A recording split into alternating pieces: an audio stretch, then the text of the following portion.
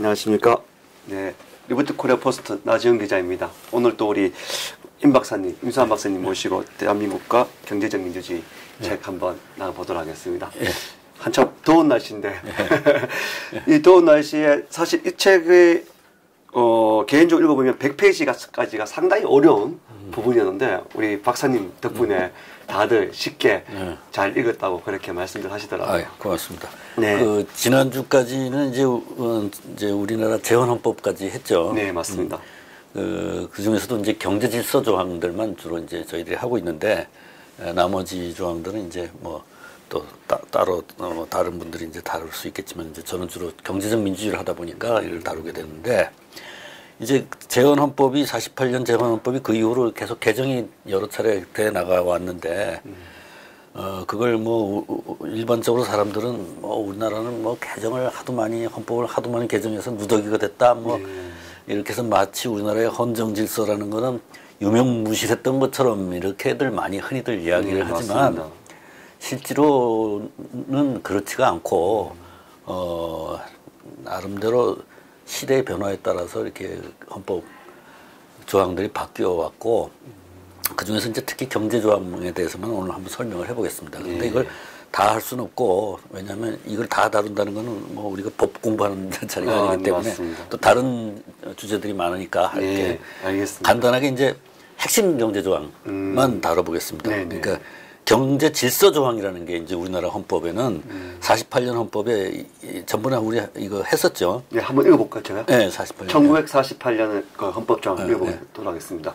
대한민국의 경제 질서는 모든 국민에게 생활의 기본적 수요를 충족할 수 있게 하는 사회 정의의 실현과 균형 있는 국민 경제의 발전을 기함을 기본으로 삼는다. 각인의 경제상의 자유는 이 한계 내에서 보장된다. 네, 요거는 이제 지난주에 했던 네, 맞습니다. 건데, 요런 그 경제 질서 조항이 있는 헌법이 전 세계에 몇 개 없습니다.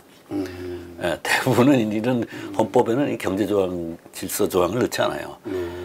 뭐 사회주의 헌법에서 이제 가끔 그런 게 있지만, 사회주의 국가가 아닌 나라에서는 이런 게 없는데, 이제 우리나라하고 대만에는 이게 있어요. 그리고 이제 경제장이라는 따로 장이 있어서 경제장에 한 4개에서 6개 조항을 넣어가지고 따로 장으로 분류하고 있는 상당히 큰 부분을 차지하고 있어요. 우리나라 헌법에는. 그래서 제가 이렇게 이제 경제 조항을 따로 다뤄서 분석을 해야 될 이유가 있는 거죠. 근데 일반적으로 없는 겁니다. 다른 나라에는. 근데 이제 이렇게 일부러 이렇게 경제 질서 조항을 넣어놨다는 거는 건국 초에 나름대로 생각하는 게 있었기 때문이고 또 지난주에 설명드린 것처럼 여기에 생활의 기본적 수요를 충족하게 한다. 이런 이제 그 경제적 민주주의 개념이 이 안에 있었기 때문에 그것을 일부러 이렇게 넣은 거죠. 그러니까 경제상의 자유만 있는 게 아니라 경제적 평등 또는 민주주의 이것을 같이 갖고 간다라는 걸 이제 넣어놓은 조항입니다. 그런데 이 조항이 기본 질서 조항인데 가장 이제 경제 조항 중에서 큰 건데 이게 계속 따라옵니다. 이 헌법에 아무리 개정이 돼도 그러니까 보죠. 62년 헌법에 이게 이제 5.16 쿠데타 이후에 박정희 정부가 서면서 이제 한 개헌에서 그 전에 그 내각제 헌법을 대통령제 헌법을 바꿨을 때 넣은 이 조항입니다. 근데 옛날에는 48년 헌법에는 이게 딱 한 개 있었는데 경제 질서가 62년에는 1, 2로 2개가 생깁니다. 근데 이제 2에 원래 있던 게 그대로 들어가요. 그대로. 그러니까 대한민국의 경제 질서라는 말이 그냥 국가는 이렇게 바꿔서 들어가고 마지막에 이제 뭐 또 거의 똑같죠. 한번 읽어보실래요? 네, 1번은 참 2번을 먼저 뭔지 2번 문제입니까? 2번은 국가는 모든 국민에게 생활의 기본적 수요를 충족시키는 사회 정의의 실현과 균형 있는 국민 경제의 발전을 위하여 필요한 범위 안에서 경제에 관한 규제와 조정을 한다. 그러네요. 뭐 거의 똑같아요. 똑같은데 이제 단지 국가의 의무로 직접적인 의무로 박아놨죠. 그래서 국가가 이제 규제와 조정을 한다. 경제에 대해서 이렇게 했으니까 그 이후에 그 박정희 대통령이 이끄는 정부가 경제 발전을 앞에서부터 이끌고 기업인들을 가이드하는 근거가 사실 여기 있는 거죠. 이미 규제 조정한다 딱 돼 있으니까. 그리고 이제 요거를 2항으로 놓고 1항을 하나 새로 신설해서 넣었습니다. 요거 한번 읽어보실래요? 예, 1항 제가 우선 한번 읽어보도록 하겠습니다. 대한민국의 경제 질서는 개인의 경제상의 자유와 창의의 존중함을 기본으로 한다. 네, 요게 이제 새로 들어갔습니다. 요게 62년도에. 느낌이 네. 좀 네. 구체적으로 좀 세련되게끔 이렇게 만들어 그렇죠. 놓은 그런 느낌입니다. 예. 그리고 이제 경제 질서에서 경제적인 민주주의보다 오히려 자유, 창의 이게 더 앞서는 선행 가치로 지금 들어와 있죠. 네, 그렇게 느껴집니다. 예. 그래서 이제 두 자유와 평등, 자유와 민주주의 이것을 균형을 맞춰서 같이 갖고 가겠다라는 이제 의지가 들어 있는데 어쨌든 1번에다가 이걸 넣음으로 해서 자유시장 경제다라는 부분을 더 강조를 한 거죠. 아, 정의를 딱 내려버렸네. 네, 그러니까 이제 박정희 정부가 그 여러 가지 이제 미국과 갈등을 겪은 이후에 결국은 경제적 자유화로 길을 이제 결정을 내리고 여러 가지 경제 자유화 조치를 합니다. 그래서 환율을 이제 현실화시키고 그래서 이제 수출 위주의 경제로 대외 의존적 오픈 경제로 이제 개방 경제로 이제 방향을 잡고 그러한 정책을 써가는데 그냥 한 게 아니라 이런 헌법 조항을 가지고 딱 기조를 세워서 그렇죠. 그러니까 헌법이 없이 한 게 아니에요. 네. 헌법을 가지고 그거를 한 거죠. 자, 그리고 이제 80년 헌법에 이제 그 아까 이야기한 그 62년도 경제질서 조항이 두 개로 쭉 가다가 박정희 시대는 쭉 가고 80년에 이제 전두환 정부가 들어와서 또 개헌할 때 이제 이렇게 바뀝니다. 세 개로 바뀝니다. 세 개로. 근데 앞에 1항과 2항은 동일한. 네, 건드리지 않았어요 전혀. 3항을 하나 추가했어요. 한번 읽어볼까요? 네. 독과점의 폐단은 적절히 규제 조정한다. 네. 이게 이제 박정희 시대에 쭉 산업화가 돼가지고 이제는 산업이 갖춰졌죠. 네. 갖춰졌는데 그 대신에 대기업들이 등장했어요. 대기업들이. 그러니까 대기업들이라는 거는 이제 시장을 지배할 수가 있잖아요. 그래서 이제 독과점의 폐를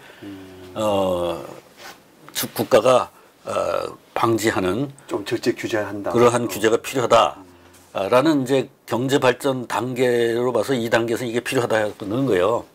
그러니까 이제 이게 미국에서는 이 독과점 규제법이 19세기 말에 나옵니다. 그때 미국이 산업화가 끝나서 이제 대자본이 생기고 철도 뭐 이런 것들이 대자본이 들어오니까 그때 그때는 뭐 미국에는 이런 헌법에다 넣지는 않았어요. 그냥 그런 독과점 금지법의 의회에서 통과가 되죠. 그래서 이제 그것이 독과점 규제라는 것을 하는 것은 처음으로 이제 있었던 게 미국에서 시작된 건데 19세기 말에 우리나라는 요때 이제 그 단계 산업 발전 단계 그 단계에 갔다고 판단하고 이걸 넣은 겁니다. 그러니까 이 사람들이 무슨 집권을 위해서 뭐 헌법을 마음대로 막 요리하고 했다고만 사람들은 이렇게 일반적으로 얘기를 하지만 구체적으로 이렇게 보면 분명한 어떤 고려를 가지고 이런 걸 새로 신설을 하고 했어요. 그리고 또 요때 딱 필요했던 것이고. 그래서 이제 이렇게 바뀌었고 80년도에 그 이제 5광호 헌법이죠. 그 다음에 이제 우리가 지금 갖고 있는 87년 헌법입니다. 이게 민주화를 하면서 이제 그 군부 정부와 삼김 특히 김대중, 김영삼 이 사람들이 서로 협상을 해서 만든 헌법입니다. 여기에는 이제 두 개 조항으로 정리를 했는데 이걸 보면 이제 좀 그 이전과는 상당히 다른 면이 있습니다. 한번 뭐가 달라졌나 한번 보실래요? 예, 한번 읽어보겠습니다. 첫 번째부터 읽어보겠습니다. 첫 번째. 대한민국의 경제 질서는 개인과 기업의 경제상의 자유와 창의를 존중함을 기본으로 한다. 이건 익숙하죠? 원래 있던 1번 조항 그대로죠? 2번 조항이 많이 변했습니다. 2번 조항 제대로 한번 읽어보도록 하겠습니다. 국가는 균형 있는 국민 경제의 성장 및 안정과 적절한 소득의 분배를 유지하고 시장의 지배와 경제력의 남용을 방지하며 경제 주체 간의 조화를 통한 경제의 민주화를 위하여 경제에 관한 규제와 조정을 할 수 있다. 예. 말이 좀 어려운 것 같습니다. 예, 그렇죠. 이게 뭐가 변했습니까? 이 2항이 통째로 없어졌어요, 지금. 아. 2항이 완전히 변했어요. 또는 이 2항은 원래 48년도 1항이었죠. 48년도 이거였죠. 예, 맞습니다. 이 전통이 쭉 유지오다가 87년도에 완전히 변질이 되는 겁니다. 맥을 딱 끊어버린 것 같은 네, 느낌. 완전히 변질이 됐어요. 그러면 이게 그러면 원래 제가 이제 설명을 한 것처럼 이 48년 이 경제 질서 조항은 아주 명확한 의미를 담고 있고 그 이론과 개념에 기초한 그러한 문장이라고 볼 수 있었어요. 예, 근데 예. 좀 어려워요. 87년 거는. 예, 근데 87년 거는 자, 저도 이거 사실 읽어보면 무슨 뜻인지 잘 모릅니다. 네, 되게 어려워요. 균형 있는 국민 경제의 성장과 안정이라는 것이 이게 무슨 뭘 지칭하는지 알 수가 없는 문장이에요, 이게. 네?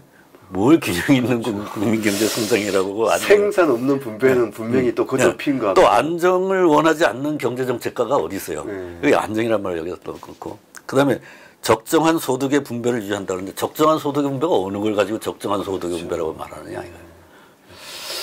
방송 들어오기 전에 좀 전에 왜 제가 탈북자 한번 만났지 않습니까? 그분께서 아까 하셨던 말씀이 그 노동력의 양과 질을 가지고 북한에서 얘기하던 그 느낌이 좀 들어오는 게 좀 그러니까 그 양반이 이제 북한에서 분배. 해석하는 사회주의 경제가 그렇다는 건데 그러면 이거 사회주의자들은 그렇게 해석할 수 있을 것이고 그냥 일반적으로 우리 서방에 있는 자유주의 경제학자들은 효율성에 따라 경제적 효율에 따라 소득을 분배한다고 그럴 거 아니에요. 그렇게 해석할 수 있겠군요. 예, 그럼. 또 뭐 공산주의자들은 말하자면 아까 북한에서 얘기하는 공산주의 개념에 의하면 필요에 따라 분배한다. 그게 적정한 소득이라고 말했어요. 사람에 따라 다르게 해석했어요. 애매모호합니다. 사실 좀 어렵고. 그다음 문장. 시장의 지배와 경제력의 남용을 방지하며 뭐 이거는 이제 이전에 있던 사망을 뭐 조금 바꿨네요, 그죠? 사망이 독과점의 폐단, 적재 규제 이나 뭐 시장의 지배의 남용을 방지하는 같은 말이죠. 그다음에 경제 주체 간의 조화를 통한 경제 민주화라는 말은 정말 이게 제일 힘들잖아요. 제일 무슨 소리인지 알 수 없는 말이에요. 경제 주체는 사실은 개개인이 다 경제 주체이지 않습니까? 그러니까 기업도 가게도 있을 수 있고 기업도 있을 수 있고 정부도 있을 수 있고 또 지역도 있을 수 있고 노동조합도 있을 수 있고 뭐 소비자 이제 이런 것들이 있는데 정말 이연령 비연령이에요. 귀에 걸면 귀걸이, 코에 걸면 코걸이. 이 쓰나마나한 문장을 지금 이 항에다 넣어놓고 이게 지금 오늘날 경제적 민주화의 열풍을 불러일으키는 헌법 근거 조항이 돼 있다 이거예요. 이게 지금 헌법에 딱 있다는 얘기지 않습니까? 네. 헌법에 넣어놨는데 이 뭐하고 주체가 정말 확실히 들어가지 않으니까 어떻게 해석해야 될지 알 수 없는 이런 문장이 들어간 거예요. 그러니까 이게 정말 우리가 민주주의 이후의 역사를 우리가 이제 많이 자부심을 갖고 있지만 그 민주화 세력이 만든 헌법이라는 게 이 모양이라고요 지금. 그 우리 건국 헌법에 비하면. 너무 맞아요. 건국 헌법은 그래도 딱 이게 주화 이게 딱 있지 않습니까? 그 전번 시간에 얘기를 했었잖아요. 이미 앞으로 건국한 나라가 어떻게 발전가야 될지 블루프린트가 거기 이미 있었다고. 청사진이. 네, 맞습니다. 계획이 거기 다 있었다 이거죠. 그리고 또 그렇게 우리가 발전해 왔고. 근데 여기에 있는 이 항은 완전히 혼란을 일으키는.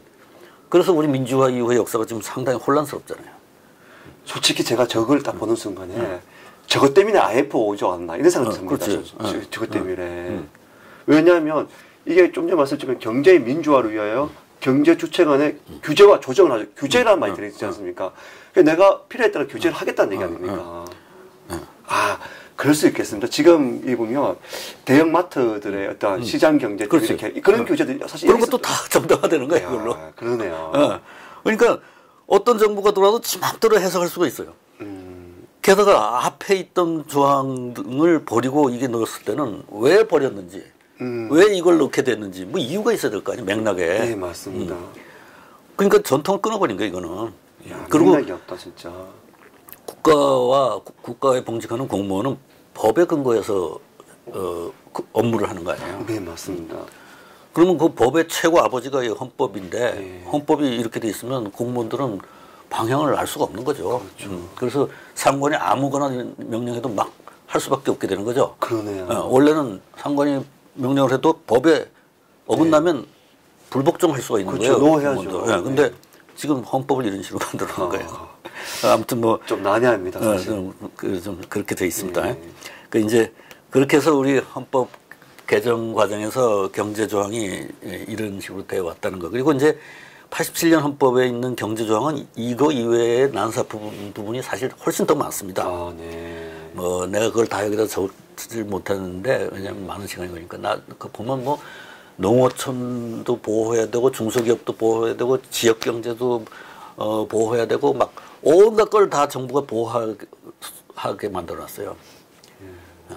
그게 그런 것들은 정당에서 강령으로서 채택을 해서 정당끼리 경쟁을 해서 정부가 교체가 됨에 따라 정책이 변할 수 있게 놔둬야 되는 것이지 그런 거를 다 헌법에다 넣어놨다는 거는 그거는 그 헌법을 갖다가 그 정치적인 지지 세력 규합의 수단으로 이용했다고 네. 볼 자율적인 수가 있어요. 부분이 조금 그런 것 같습니다. 조금.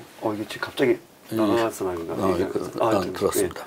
자, 여기까지가 이제 아무튼 그 헌법 개정을 좀 간단하게 한 챕터. 너무 재미있는 것 같아요. 그래요. 왜냐하면 박사님 덕분에 사실 모르고 살아온 게 사실이지 않습니까? 근데 아마 보통 사람들은 몰랐었죠. 87년 헌법이 제일 훌륭하고 그전 헌법은 다 허름하다고 생각하고 있었을 거예요. 엉터리라고 생각하죠. 급조해 있다 그러고.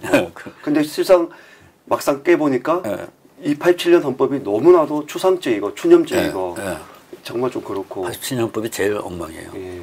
그 뭐 이외에 다른 조항을 뒤져보면 더 그런 데가 더 많습니다. 네. 근데 이제 대표적인 조항, 경제 조항만 제가 말씀드린 겁니다. 네.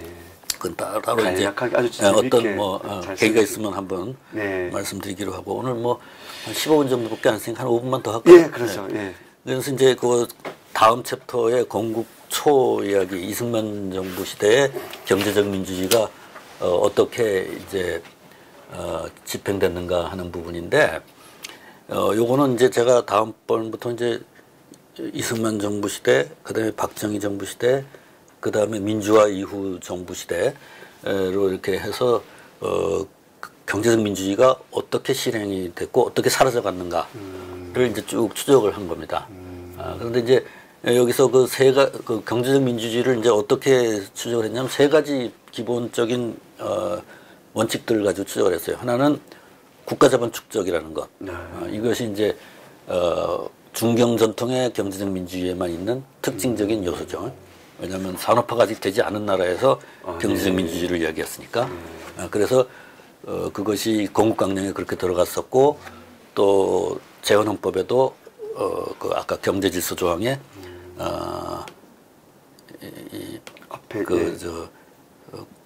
균형 있는 국민 경제 발전을 기함이라 가지고 국가자본 산업화, 국가자본 축적이 필요하다. 그때는 농업이 너무 많고 산업은 접었으니까. 그렇죠, 맞습니다. 그래서 이제 그런 것이 이제 중요한 한 부분이고 또 하나는 농지개혁이라는 게 이제 또 헌법에 들어가 있어서 말하자면 농촌에 있는 빈농들의 기본적 생활의 수요를 충당할 수 있게 하는 과정에서 이제 농지를 재분배하다 보니까 지주 소작인이 없어지고 자영농민들이 이제 다수의 자영농민들이 존재하는 농촌 구조가 됐다. 그 두 가지, 두 번째 거. 그다음에 마지막으로는 농촌을 착취하지 않고 도시 국가 자본을 축적을 하려면 방법은 국제 자본을 끌어들이는 수밖에 없다. 외자의 협력을 받는 수밖에 없다. 그래서 국제 협력. 국제 협력이 없으면 앞에 두 개가 성립이 안 된다 이거예요. 네. 말하자면 농지개혁이 없이 국가 자본을 축적한다면 국제 자본이 없이도 농촌을 착취를 해서 그걸로 도시 자본에다 투자를 할 수가 있는데 농촌도 또 농지개혁을 해야 되기 때문에 투자 자본을 마련할 때가 국내는 없고 그래서 외자를 끌어다가 하는 것이 이 3자가 뗄래야 뗄 수 없는 관계다 이거죠.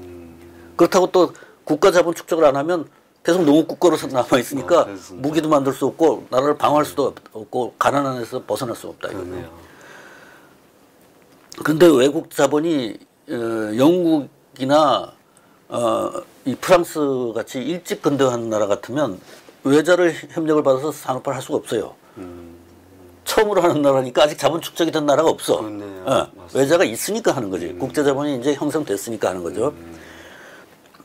근데 한국은 늦게 산업화를 하는 나라니까 먼저 산업화한 나라에서 남는 자본을 빌려다가 협력을 받아서 투자를 한다.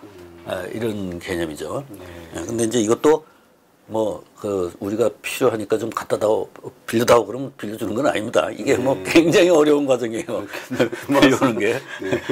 우리가 뭐 지금 개인이 저 은행에 가서 내가 좀 자본이 있으면 투자를 해서 좋은 산업을 일으킬 수 있을 것 같은데 좀 빌려주시오 그러면 은행에서 덜컹 안 주죠. 예, 맞습니다. 엄청 심사를 하고. 맞습니다. 서류가 엄청 많습니다.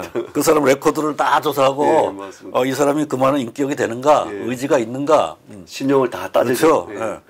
그렇죠. 그런데다가 또 처음에 시골에서 상경해가지고 여기 서울 지리도 잘 모르는데 은행에 돈 좀 빌려주시오 그러면 그 꽝이지. 전혀 안 빌려줘. 그렇죠. 근데 우리는 아무 실적이 없었잖아요. 식민지에서 막 독립한 나라인데 그 외자를 끌어오려면 그건 참 어려운 일이었어요.